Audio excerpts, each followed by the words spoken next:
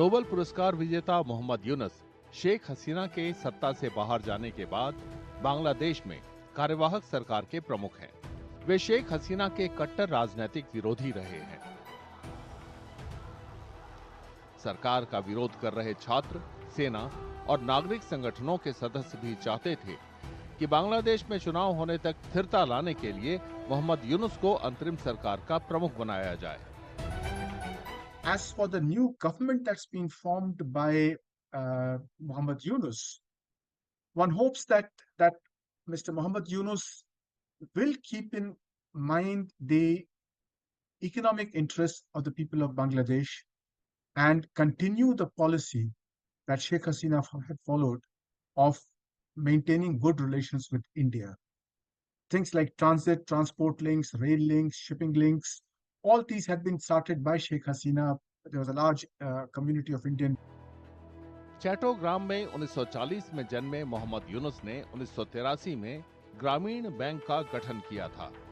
यह micro finance institution है जिसने लाखों लोगों की गरीबी दूर करने में मदद की। इस काम के लिए उन्हें 2006 में नोबेल पुरस्कार से सम्मानित किया गया।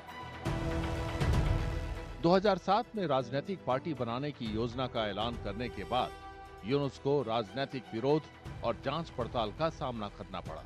उन्हें 2011 में ग्रामीण बैंक से हटा दिया गया। इस साल श्रम कानून तोड़ने के आरोप में यूनुस को 6 महीने जेल की सजा सुनाई गई। 10 जून को ढाका की अदालत ने यूनुस के साथ 13 लोगों पर गबन करने का मुकदमा चलाया। कोर्ट ने आरोप खारिज करने की याचिका रद्द कर दी। We can bring stability. I think everyone should welcome it. And in any case, the army is there now to provide the kind of backup. Something very similar to what happened in 2007, when also he was persuaded to float a party and take the leadership, come into the political leadership. It didn't work out. Yunus की नजरों में शेख हसीना तानाशाह थी। वे हसीना पर अपने पिता की विरासत बर्बाद करने का आरोप लगाते थे। यूनुस ने हसीना के इस्तीफे को बांग्लादेश का दूसरा मुक्ति दिवस बताया है। 83 साल के अर्थशास्त्री ने ऐसे समय में कार्यभार संभाला है जब बांग्लादेश इतिहास के सबसे गहरे संकटों में से एक का सामना कर रहा है।